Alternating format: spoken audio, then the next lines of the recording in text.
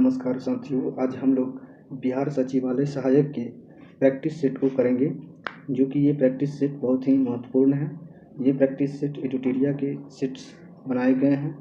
इसमें हम लोग जीके और जीएस के सारे प्रश्नों को हम एक्सप्लेनेशन के साथ साथ इसको समझेंगे और इसको जानेंगे। तो आइए शुरू करते हैं। पहला क्वेश्चन है कि भारतीय संविधान में सर्वाधिक प्रभाव निम्न में से किसका माना जाता है। तो भारतीय प्रभाव किसका माना जाता है संविधान में? यह भारत सरकार अधिनियम 1935 को माना जाता है। इसका हम एक्सप्लेनेशन देखें तो इसमें आपको संगठनात्मक सरकार की स्थापना की गई। इसमें आपको केंद्र में द्वैध शासन की स्थापना इसी समय हुई थी और प्रांतों में द्वैध शासन के स्थान पर स्वायत्त शासन की स्थापना। उसके बाद अगला है कि भारतीय संविधान द्वारा प्रारंभ में कितने मौलिक अधिकार प्रदान किए गए थे। तो प्रारंभ में कितने मौलिक अधिकार प्रदान किए गए थे? 7। अभी कितना है? अभी 6 हैं। अभी वर्तमान में 6 मौलिक अधिकार संविधान में सम्मिलित हैं। और वह 6 अधिकार कौन कौन से हैं? तो पहला है समता का अधिकार, दूसरा है आपको स्वतंत्रता का अधिकार, तीसरा है शोषण के विरुद्ध अधिकार, चौथा धार्मिक एवं स्वतंत्रता है, और पांचवा संस्कृति, शिक्षा, और छठा संवैधानिक उपचारों का अधिकार आता है। और एक सातवां था, वो था संपत्ति का अधिकार, जिसको हटा करके गैर मतलब कि संवैधानिक प्रावधान में लाया गया है। नेक्स्ट देखते हैं कि राज्य के नीति निर्देशक सिद्धांतों में से कौन सा गांधीवादी दर्शन पर आधारित नहीं। तो इसका है मजदूरों का संरक्षण। यह आपको गांधीवादी दर्शन पर आधारित नहीं है। अगला देखते हैं कि केंद्र सरकार किसकी सिफारिशों के आधार पर भारत की समेकित निधि से राज्यों को सहायता अनुदान देती है। तो इसका आंसर हो जाएगा आपको वित्त आयोग के सहयोग से। नेक्स्ट है कि भारत में अवशिष्ट शक्तियां निहित की गई है, किसके अंतर्गत की गई है।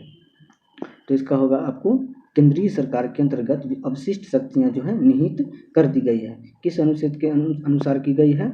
तो अनुच्छेद 248 के अनुसार जो है अवशिष्ट शक्ति अर्थात ऐसे विषय जो संघ या राज्य संवर्ती सूची में शामिल नहीं होता है, वैसा शक्ति बनाने का अधिकार जो है आपको केंद्रीय सरकार में समाहित कर दिया गया है आर्टिकल 248 के अंतर्गत।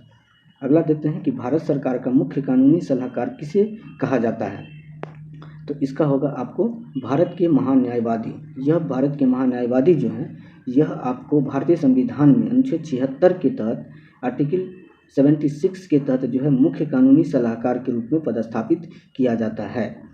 नेक्स्ट देखते हैं कि भारतीय संविधान में किस अनुच्छेद के अनुसार राज्य विधान परिषद बनाई या समाप्त की जा सकती है। तो किस अनुच्छेद के अनुसार समाप्त की जा सकती है?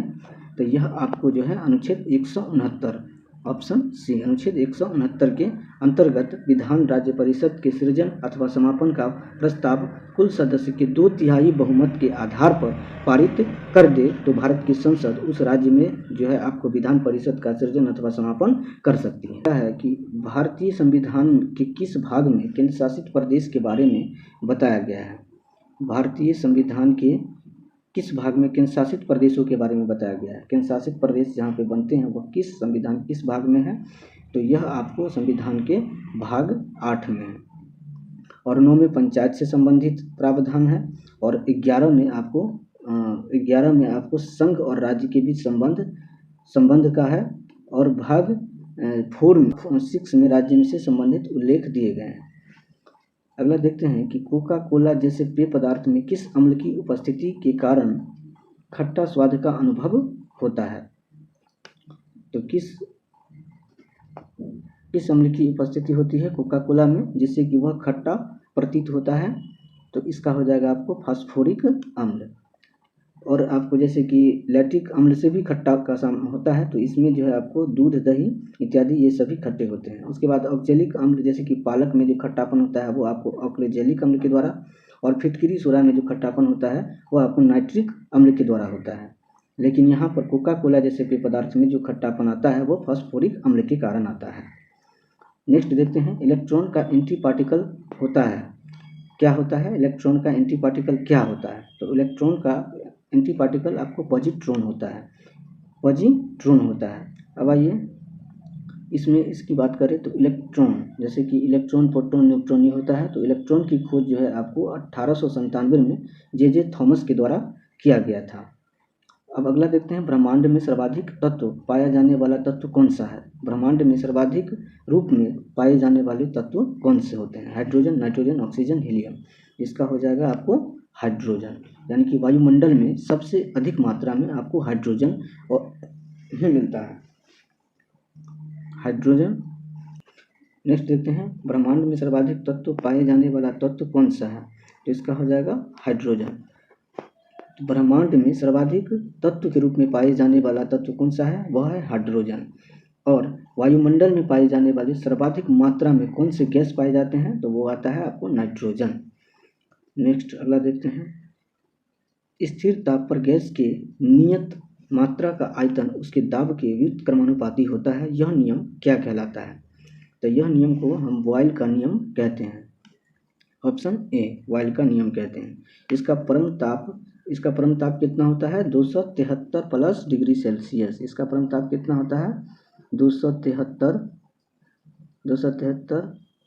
Plus temperature Celsius.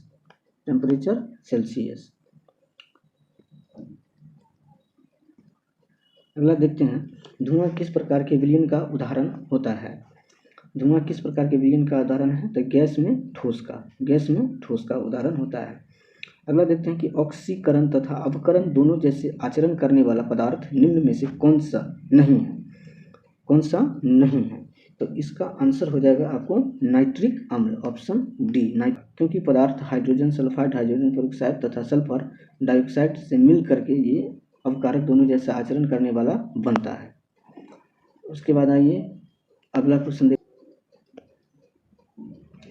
अगला है, राष्ट्रीय पर्यावरण अभियांत्रिकी शोध संस्थान निम्न में से कहाँ अवस्थित है। राष्ट्रीय पर्यावरण अभियांत्रिकी शोध संस्थान कहाँ अवस्थित है, तो यह आपका हो जाएगा आपको नागपुर में अवस्थित है। इसकी 5 क्षेत्रीय प्रयोगशालाएं हैं जो कि आपको दिल्ली, मुंबई, कोलकाता तथा हैदराबाद में स्थित है। भारत सरकार के विज्ञान एवं प्रौद्योगिकी मंत्रालय के अधीन यह कार्य करता है। किसके अंतर्गत कार्य करता है, तो भारत सरकार के प्रौद्योगिकी मंत्रालय के अंतर्गत कार्य करता है। अगला है कि पर्यावरण संरक्षण के लिए ग्रीन आर्मी कहाँ प्रारंभ किया गया। ग्रीन आर्मी कहाँ प्रारंभ किया गया, किसके लिए, पर्यावरण संरक्षण के लिए। तो इसका आंसर हो जाएगा कहाँ, ऑस्ट्रेलिया में किया गया है। अगला है, समुद्री वातावरण में मुख्य प्राथमिक उत्पादक क्या होते हैं। समुद्री वातावरण में मुख्य प्राथमिक उत्पादक क्या होते हैं, तो इसका आंसर हो जाएगा आपको फाइटोप्लैंक्टन्स होते हैं। अगला देखते हैं कि मॉन्ट्रियल प्रोटोकॉल निम्न में से किससे संबंधित है। तो यह आपको जो है ओजोन परत के क्षय को रोकता है। नेक्स्ट है कि निम्नलिखित में कौन सी सभ्यता अपने नगर नियोजन के लिए प्रसिद्ध है। तो ये आपको सिंधु घाटी की सभ्यता है जिसमें नगर नियोजन की सर्वप्रथम जो है तो साक्ष्य प्राप्त किया गया था। अगला देखते हैं कि प्राचीन भारत के प्रसिद्ध शासक जिसने अपने जीवन के अंतिम दिनों में जैन धर्म अपना लिया, वह कौन से शासक थे। तो वह आपको चंद्रगुप्त मौर्य थे, जिन्होंने धर्म की दीक्षा लेकर श्रावण बेलगोला यानी कि कर्नाटक में 298 ईसा पूर्व में उपवास द्वारा अपना शरीर त्याग दिया था। उसी समय उससे पहले उन्होंने जैन धर्म अपना लिया था। अगला देखते हैं कि निम्नलिखित में से कौन सी कला ग्रीक बौद्ध कला के नाम से भी जाना जाता है। तो यह आपको गंधार कला है जो कि ग्रीक बौद्ध कला के नाम से भी जाना जाता है। अगला है कि चंगेज खान ने किसके शासन काल में भारत की सीमाओं पर आक्रमण किया था। तो यह आपको इल्तुतमिश की काल में। अगला है कि दिल्ली सल्तनत का अंतिम वंश कौन था। दिल्ली सल्तनत का अंतिम वंश आपको लोधी वंश था। इसका संस्थापक जो है बहलोल लोदी था और इसका अंतिम शासक कौन हुआ, तो इब्राहिम लोदी। चलिए अगला क्वेश्चन देखते हैं। अगला क्वेश्चन है, अकबर द्वारा शुरू किया गया धर्म ए इलाही का मूल उद्देश्य क्या है। धर्म ए इलाही का मूल उद्देश्य क्या था, तो यह था आपको विश्व बंधुत्व था, धर्म दीन ए इलाही का। उसके बाद आइए अगला देखते हैं कि भारतीय राष्ट्रीय कांग्रेस के प्रथम मुस्लिम अध्यक्ष कौन बने थे। तो यह था आपको बदरुद्दीन तैयबजी। अध्यक्ष जो बने हैं यह आपको 1887 ईस्वी में तीसरे अधिवेशन राष्ट्रीय कांग्रेस की तीसरे अधिवेशन 1887 ईस्वी की अध्यक्षता यही किए हैं कौन, बदरुद्दीन तैयबजी। और भारतीय राष्ट्रीय कांग्रेस के प्रथम मुस्लिम अध्यक्ष भी यही थे। अगला है कि साबरमती आश्रम की स्थापना गांधी जी द्वारा कब किया गया है? तो साबरमती की स्थापना गांधी जी के द्वारा आपको 1917 ईस्वी में किया गया है। अगला देखते हैं कि निम्न में से किस घटना के पहले सविनय अवज्ञा आंदोलन हुआ था? सविनय अवज्ञा आंदोलन किस घटना के पहले हुआ है? तो यह आपको गांधी इरविन समझौता है। अब इसमें देखते हैं कि साइमन कमीशन कब हुआ? तो साइमन कमीशन 3 फरवरी 1928 को साइमन कमीशन। उसके बाद चौरी चौरा कांड जो है आपको 5 फरवरी 1922 ईस्वी को, 5 फरवरी 1922 ईस्वी को। अगला देखते हैं पूना पैक्ट कब हुआ है?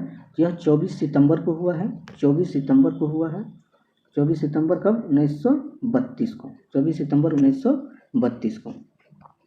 अगला देखते हैं रविंद्रनाथ टैगोर की गीतांजलि निम्न में से किसका संग्रह है? गीतांजलि किसका संग्रह है और गीतांजलि किसकी रचना है? तो रविंद्रनाथ टैगोर की। तो इसका आंसर हो जाएगा आपको कविताओं का, ऑप्शन ए। अगला देखते हैं कि भारत ने किस देश को हराकर पहली बार थॉमस कप का खिताब जीता है? तो इंडोनेशिया। कहाँ का? इंडोनेशिया का। थॉमस कप किस खेल के लिए प्रसिद्ध है? तो थॉमस कप बैडमिंटन खेल से संबंधित है। अगला देखते हैं कि हाल ही में भारत के नए मुख्य निर्वाचन आयुक्त किसे बनाया गया है? भारत के मुख्य निर्वाचन आयुक्त किसे बनाया गया है? तो इसका हो जाएगा राजीव कुमार को। किसे बनाया गया है? राजीव कुमार को। इनका कार्यकाल कब तक का है? तो इनका कार्यकाल आपको 2025 तक निर्धारित किया गया है। और ये जो है आपको 25वें निर्वाचन आयुक्त हैं। 25वें निर्वाचन आयुक्त हैं। अगला देखते हैं कि दुनिया में पहले पहियों पर संग्रहालय का उद्घाटन भारत के किस शहर में किया गया? तो किस शहर में किया गया? आपको कोलकाता में। कोलकाता में किया गया 75वें स्वतंत्रता दिवस के अवसर पर। अगला देखते हैं कि टाटा IPL 2022 का खिताब किस टीम ने जीता है? तो किस टीम ने जीता है? यह आपको गुजरात टाइटंस ने जीता है। गुजरात टाइटंस ने जीता है। IPL के 15वें संस्करण हुए थे 2022 में, और इस संस्करण में गुजरात टाइटंस ने राजस्थान रॉयल को हरा करके यह खिताब जीता। और इसका जो है कहाँ मैच हुआ था? तो नरेंद्र मोदी स्टेडियम गुजरात में यह मैच खेला गया था। अगला साइंस से रिलेटेड क्वेश्चन सारे हैं। साइंस से रिलेटेड देखते हैं इसमें कि निम्न में से कौन सा सही सम्मिलित नहीं है? तो इसका आंसर होगा आपको विटामिन ए जो है एस्कॉर्बिक अम्ल, ये दिया है। विटामिन ए जो है आपको एस्कॉर्बिक अम्ल दिया गया है, जो कि यह सही नहीं है। DNA में पाई जाने वाली शर्करा कौन सी है? तो DNA में पाई जाने वाली शर्करा जो आपको है पेंटोस है। अगला देखते हैं कि टॉक्सिकोलॉजी का संबंध किसके अध्ययन से होता है? टॉक्सिकोलॉजी आपको विषयों के संबंधित सब्जेक्ट के होते हैं। उसके बाद आइए, कौन सा रोग नाइट्रेट दूषित भोजन तथा जल के उपयोग के द्वारा होता है? तो इसका आंसर हो जाएगा ब्लू बेबी सिंड्रोम बी।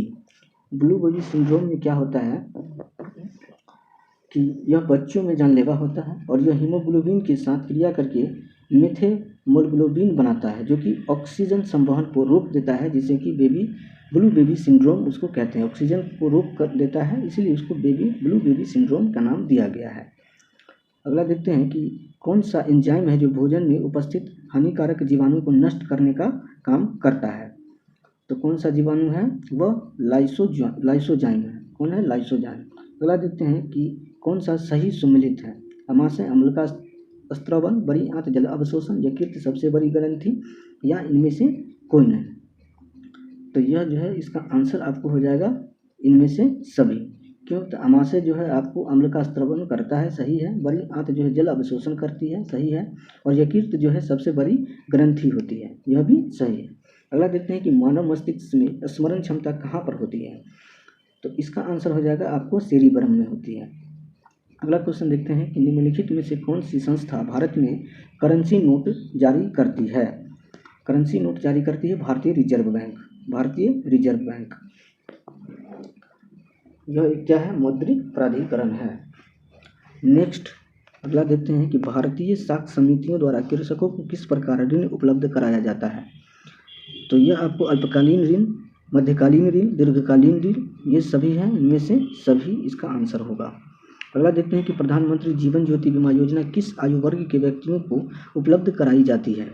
तो इसका होगा 18 से लेकर के 50 वर्ष तक। जीवन ज्योति बीमा है क्या? तो जीवन ज्योति बीमा जो है आपको एक इसका उद्देश्य जो है कि बीमा को बढ़ावा देने के साथ साथ पॉलिसी धारक की मृत्यु होने पर उसके परिवार को आर्थिक सहायता प्रदान किया जाता है। और इसकी शुरुआत कब की गई थी? इसकी शुरुआत कब की गई थी? तो 9 मई 2015 को इसकी शुरुआत की गई थी, 9 मई 2015 को। अगला देखते हैं कि भारत में प्रत्येक वित्तीय वर्ष होता है किस तिथि को? भारतीय वित्तीय वर्ष किस तिथि को मनाया जाता है? 1 अप्रैल से 31 मार्च, 1 अप्रैल से 31 मार्च को। अगला है कि स्थिर या गतिज अवस्था में स्वतः परिवर्तन नहीं होने की प्रवृत्ति को क्या कहा जाता है? तो इसको जो है आपको जड़त्व कहा जाता है, जो कि स्वतः परिवर्तन नहीं होने की प्रवृत्ति को कहा जाता है। अगला देखते हैं कि कौन सा उपकरण प्रकाश ऊर्जा को विद्युत ऊर्जा में परिवर्तित करता है?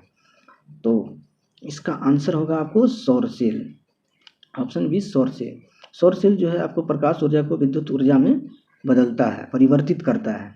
उसी प्रकार विद्युत मोटर की बात कर ले तो यह जो है आपको विद्युत ऊर्जा को यांत्रिक ऊर्जा में कन्वर्ट करता है।